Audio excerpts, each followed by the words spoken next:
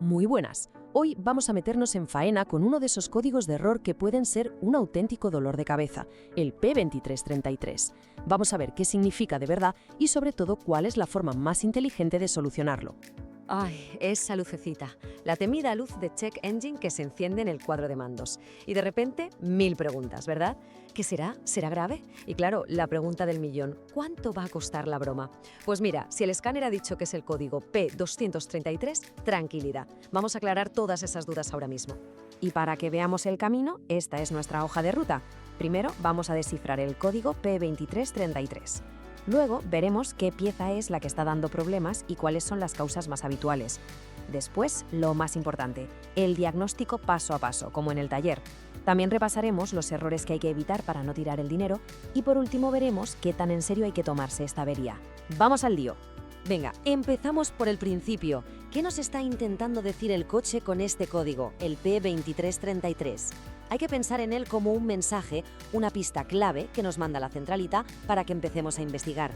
A ver, la definición técnica suena un poco a chino. Circuito de control primario de la bobina de encendido L con voltaje bajo. O sea, para que nos entendamos, la centralita del coche ha notado que el voltaje que le llega a una bobina de encendido específica no es el correcto, es demasiado bajo. Y un detalle, en muchos Volkswagen, por ejemplo, esa letra L se refiere directamente a la bobina del cilindro número 12. Bien, ya tenemos el foco puesto en la bobina de encendido, pero ¿qué hace exactamente esta pieza? ¿Y por qué un fallo aquí puede hacer que todo el motor vaya fatal? Bueno, su trabajo es fundamental y en realidad es bastante fácil de entender. Es como un transformador. Coge los 12 voltios de la batería y los convierte en miles y miles de voltios. Toda esa potencia es necesaria para que la bujía pueda generar una chispa lo suficientemente fuerte como para encender la mezcla de aire y gasolina en el cilindro. Esta analogía lo clava, la verdad. Imagina que la bobina es como un amplificador de potencia, pero para la chispa. Si ese amplificador se estropea o la señal que le llega es mala, la chispa sale débil o directamente no sale. ¿Y qué pasa entonces? Pues que el coche da tirones, pierde fuerza, vamos, que el motor, como se suele decir, tartamudea. Vale, ya sabemos dónde está el problema, en el circuito de la bobina. La gran pregunta ahora es, ¿por qué está fallando? Bueno, pues ahora toca ponerse la gorra de detective y buscar a los sospechosos más habituales. Por pura experiencia de taller, te digo que el culpable número 1 casi siempre es la propia bobina de encendido, o bien porque ya está vieja y desgastada, o porque ha salido defectuosa. Pero ojo, no siempre es tan fácil.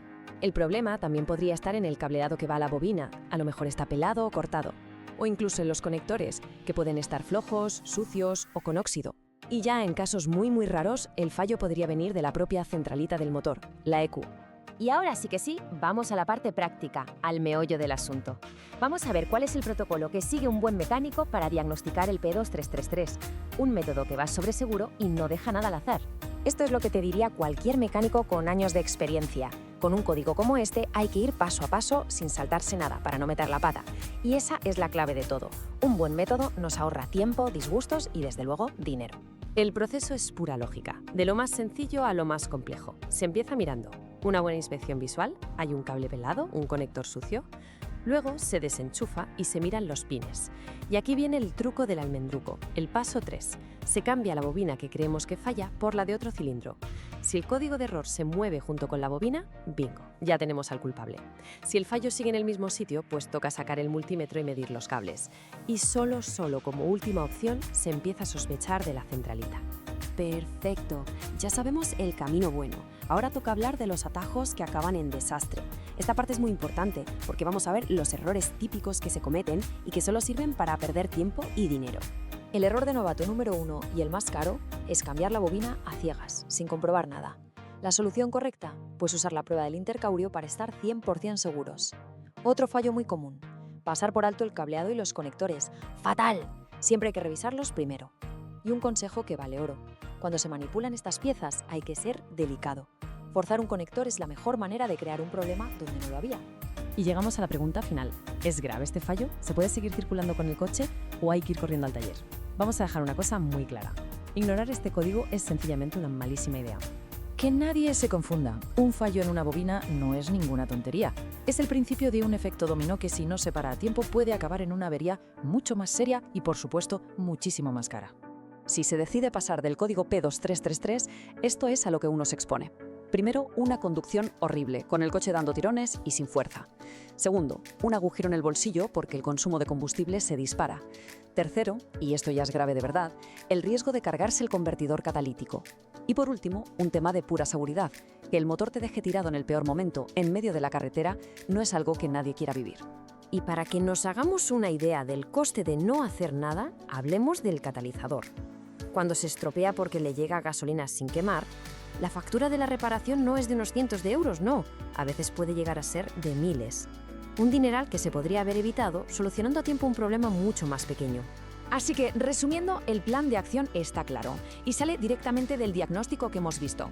O se cambia la bobina que hemos confirmado que está mal, o se repara el cableado, se limpian los conectores y solo como último recurso se revisa la centralita.